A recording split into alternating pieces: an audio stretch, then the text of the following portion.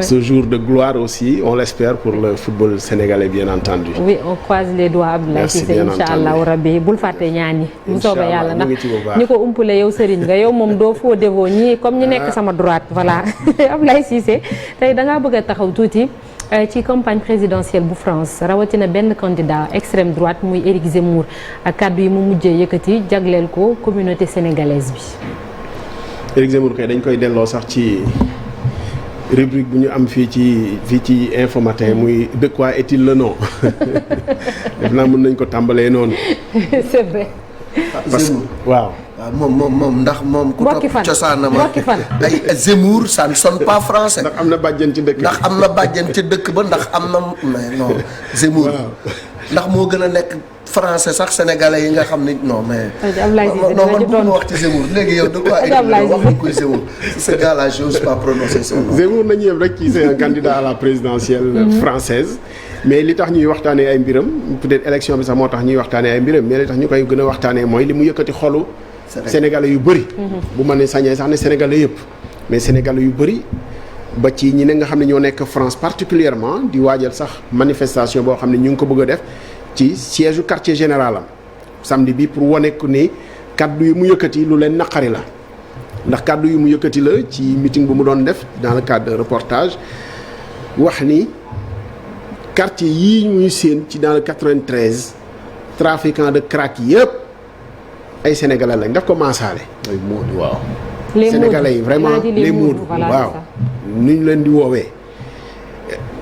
évidemment déclaration la boo xam ne faw mu metti nit ñi parce que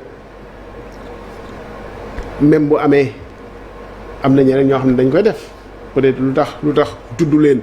moom xam na li tax mu def ko parce que def naa communauté yëpp peut-être am na ci ñoo xam ne dañuy def lu mel noonu donc singli benn communauté loolu mooy stigmatiser te stigmatisation moom la nit ñi xëy na mënu la nangu ci ni nga xam ne nii noonu la koy defee mais Éric Zemmour moom bon def naa bertul kenn. rawatina nag ci campagne bi nga xam ne nii si la ñu nekk c'est surtout ça en fait te mu def ko ci campagne boo xam ne xam na à qui il s'adresse parce que xam na ñuy déglu xeetu discours boobu te moom ñooñu lay wut ñooñu lay wër ñi muy wër nag xëy na lu ñu bëgg a dégg la leen di wax mais campagne électorale moo demee noonu ñi nga xam ne ñi ñoom ngay wër da nga leen di wax li ñu bëgg a dégg moom ñi muy wut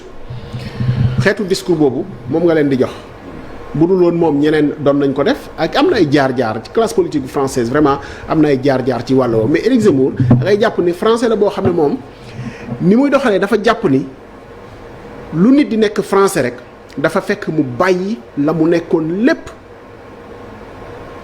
sax ci France c'est-à-dire doon léppam nekk France bu fekkoon da nga am sa cosaan sax da nga koy bàyyi moom gëmul multiculturalité bi. c'est-à-dire nga jóge feneen indi sa culture enrichir culture France non dafa gëm ni am na loo xam ne mooy culture France. te moom ci boppam bu fekkee ni am na ay cosaan berbère parce que ci côté yaayam moom gëm na ni loolu yëpp bàyyi na ko assimilationniste moom lay woote. waaw assimilation nag mooy seey ci ba jeex seey ci France gëmul nit indi culture am enrichir France dafa jàpp ni loolu dafay dem ba jëmmi jamono France dootul am culture. ba mu indi ko ci lu muy théoriser mooy théorie du grand remplacement c'est-à-dire bu ñu bàyyee ñu ñuy rax di ñu rax dinañu dem ba dootuñu doonati deretu gor ci bu ñu ko bëggee mandargaal ni nga xam ne ni moom noonu la koy waxee. bu ñu demee ba rax ñu xëy na dootuñu mën a wax sax ñun suñu bopp ay français parce que ñi ñuy rax finalement ñooy ëpp ñi nga xam ne ñoo mën a woote seen bopp français de souche. théorie yooyu nag vraiment lu difficile la lu jafee dégg la parce que France tey. boo xoolee métissé na de telle sorte que ñi koy wut sax boo xoolee seen maam wala seen maamaati maam sax feneen lañ cosaanoo donc jàpp ni ku nekk sa maam fi la war a cosaanoo sa maamaati maam te lépp assimilationnisme la loolu lu jafe na te loolu moo ko sonal moom ci boppam moom la ñuy wax moom lay wax ñi berbère yaayam ci boppam berbère la alors c'est peut-être né d'une expérience personnelle ci moom ndaxte ay grands-parents ay maamam côté papam ba ñuy jógee seen réew di ñëw France il s'appelait Liaou et Messouka noonu la ñu tuddoon donc ba ñu yegsee France ku ci nekk dafa adopté Justin et Rachel noonu la ñu tuddee seen bopp donc xëy na c'est ça découle d'une expérience personnelle moo tax malheureusement dafa am loo xam ne aussi réew yi ñoo koy teg seen bopp parce que loolu noonu loi la bu nekk France bu fa nekkoon plutôt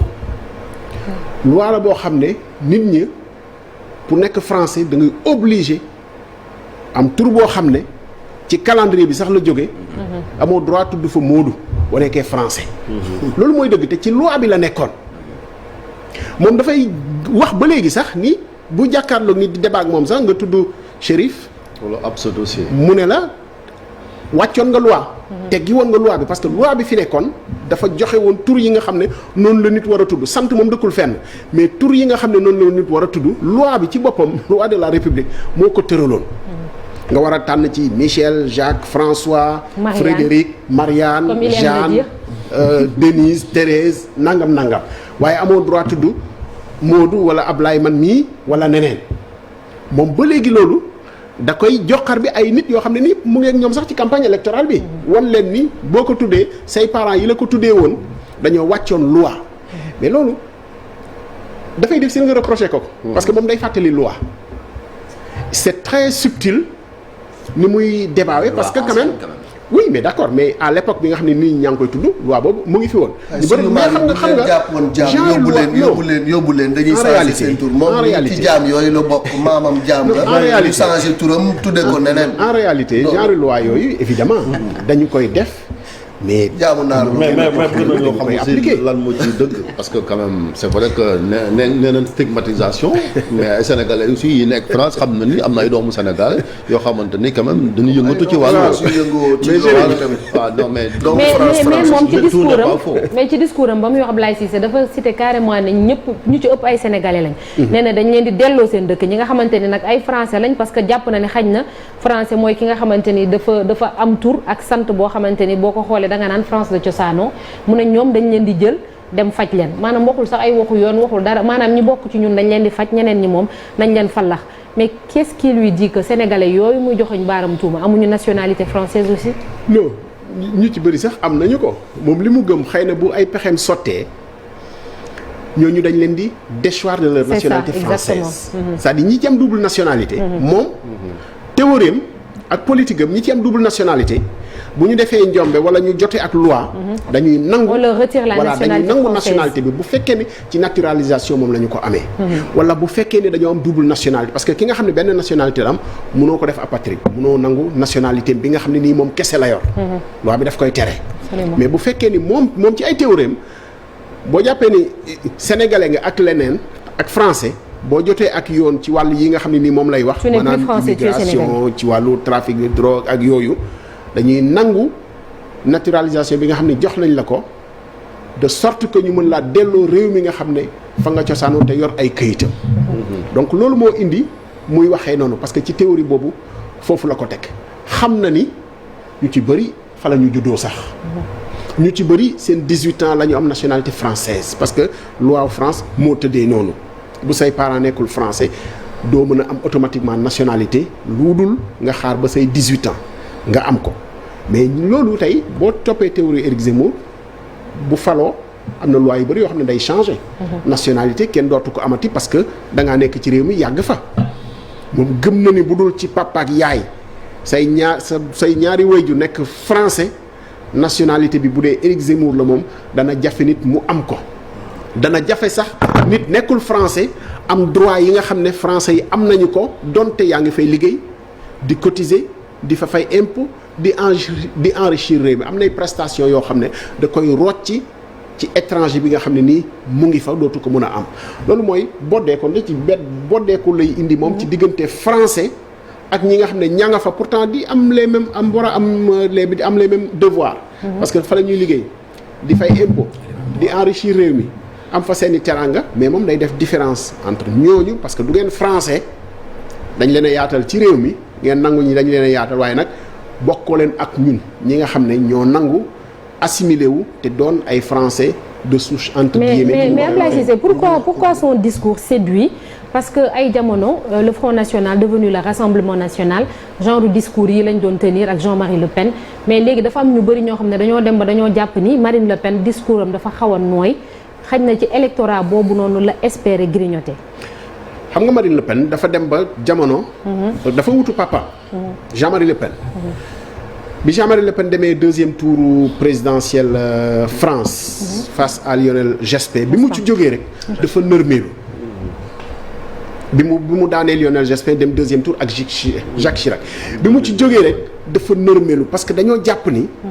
ci deuxième tour boobu dafa bëggoon a séduire ñenn ñoo xam ne xëy na ils sont pas très extrême droite mu bëggoon a ratisser large aussi ci la droite républicaine ba mu xaw a édulcorer discours ci wàllu immigration ak yooyu. bi mu nërmeeloo nag ñuy defaraat Marine Le Pen aussi tout ne lui a pas réussi mais comme dafa bëgg a rassembler au-delà du parti Front National à l'époque qui est devenu Rassemblement National am na loo xam ne édulcoré na ko ci discours am loolu moo indi tey am ñu fël sur les flancs gis ni comme ñu ngi abandonné seeni théorie ya nga xam ne ni moom la ñu amoon dañoo war a gën a taxawalaat théorie yi nga xam ne mooy théorie Front National. Éric Zemmour ci loolu la profité en réalité taxawalaat pour wan ni la ñu doon défendre ci wàllu immigration te tey Marine Le Pen sañatu la taxaw ne danaa rapatrier 2 millions de personnes Éric Zemmour day taxaw ne dinaa delloo 2 millions de personnes. mais est-ce une bonne stratégie ndax Marine Le Pen itam 2017 elle est allée au deuxième tour contre Macron le vindicte populaire bi mooy que on l'a sanctionné. dans l'absolu on dira non su faluwul mais quand même on a vu la montée des extrêmes un peu partout en Europe. oui dafa nekk loo xam ne c'est dans l'air du temps mais nag France am na lu mu xaw a différent way de beaucoup d'autres pays la France a une opinion publique très forte de grands intellectuels yoo xam ne quand même au-delà de leur appartenance à la droite à la gauche bu ñu demee ba réew mi nar a jaxasoo li ñuy wax le pacte républicain ça a toujours fonctionné en France gis nga bi Jean-Marie Le Pen qualifié au deuxième tour avec Jacques Chirac le pacte républicain s'est mis en place c'était la première fois débat amul entre les deux tours entre les deux candidats parce que Jacques Chirac bañ ne du ma débat te kenn reproché wu ko loolu ku ko sañoon a def ci élection présidentielle en France opinion publique dina dal sa kaw de telle sorte que xëy na sax fa ngay jaaree yàqule mais le pacte républicain s'est mis en place ba nangul ko ko ñeneen ñi aussi da ngay gis ni dañuy def souvent le pacte républicain quand il s'agit de faire face au Front National alors c'est pas encore arrivé quand il s'agit de faire face à l'extrême gauche parce que tout n'est pas pareil non plus. Migration même la droite gis nañ ay Pécresse ñoom it dañuy surfer sur ça dafa mel ni kon benn thème la na am muy affaire immigration. parce que en réalité il y a des vases communicants entre l'extrême droite et le parti de droite républicain encore parce que ñoom dañoo gis ni seen biir am nañu ay Éric Ciotti qui sont vraiment de la droite extrême dans le parti républicain ba finalement loo ci gis dañoo fekki le rassemblement donc seen biir dañoo gis ne am na ñoo xam ne ils voulaient que le parti de Jacques Chirac finalement le parti de Nicolas Sarkozy parce que moom moo gën a cristalliser clivage yooyu parce que Nicolas Sarkozy ku doxoon na trop ci wàllu immigration depuis qu'il était ministre de l'Intérieur. Voilà depuis ministre de l'Intérieur après nekk président bu gën koo réaffirmer waat di gouverner sax avec des gens très durs Brice Hortefeux par exemple le maire de Nice Christian Estrosi ñooñu xam nañu leen ci théorie yi nga xam ne nii moom la ñu gëm moom la ñuy doxal donc ci seen biir dafa am ñoo xam ne vraiment sorewuñu trop Marine Le Pen moo tax aussi le parti UMP qui est devenu les républicains di surfer aussi ci vague boobu est-ce que nekkul aussi pour terminer on a un document tranchant parce que discours bu muy wax nii mën na heurter sensibilité ñenn ñi mais dans une certaine mesure aussi mën na ko apporter lu bëri ci électorat bi parce que ñi ngi wax sax d'après les sondages que dem deuxième touram c'est déjà clair. Non, au contraire tey c'est vrai tey moom il est très loin tey Marine Le Pen semble quand même avoir réglé le compte de Éric Zemmour. Oui. loolu sax moo tax il joue son va-tout. Il joue son va-tout peut-être pour wan l'électorat de Marine Le Pen bi ànd ak Marine Le Pen est plus proche de se qualifier aujourd'hui le cas d'Éric Zemmour je pense que c'est réglé il y avait une bulle médiatique aussi qui s'est formée autour de la personnalité d'Éric Zemmour et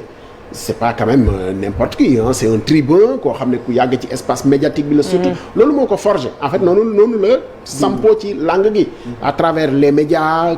à travers théorie yoo xam ne aussi daf ko assumer vraiment ragalu dara ci li muy def nag du koo xam ne nii day laqatu di waxantu vraiment li muy wax da koo gëm di ko défendre avec forces arguments on peut être d'accord ou ne pas être d'accord mais il ose quand même les défendre avec forces arguments il jouait son va-tout en réalité ci déclaration yi muy def nii pour gën a xëccaat mais c'est plus de nature à le desservir ci contexte bi ñu nekk nii qu'à le servir véritablement. Chérif, pour terminer et puis Marcel. man li mu fi may laaj la mooy réaction au Sénégal bon gis nañ la classe politique fii waa PASTEF ñoom ils sont allés plus loin nee nañ woo ambassadeur France fii gis nañ Aminata Touré Cheikh Hadjibou Soumaré l'ambassadeur du Sénégal ba nekk fële ca Paris est-ce que réaction yi comprendre nga ko. Bon, je pense que aussi il faut pas déconner am na yoo xam ne peut-être jarul le scandale entre États bon les propos de Éric Zemmour honnêtement. qui n'engage pas l'État français. oui honnêtement bon ce n'est ni le président ni un ministre ni même un officiel quoi voilà les propos de Éric Zemmour ne peuvent pas créer de scandale diplomatique entre le Sénégal et la France. D'autant que ñi nga xam ne ñoom la jàkkaarlool ils condamnent les propos. Bon ça peut pas aller plus loin que ça. li ci des bon je pense que même ñun on n'a pas intérêt à mixer cette affaire là jox ko xam nga ça rappelle un peu les polémiques yi nga xam ne ni jàll na fi de petites personnalités te Éric Zemmour n'est pas sa première polémique boo xam ne ça soulève les Sénégalais ci loo xam ne xëy na jaru ko mën nañ ko bàyyi mu def déclarer évidemment c'est choquant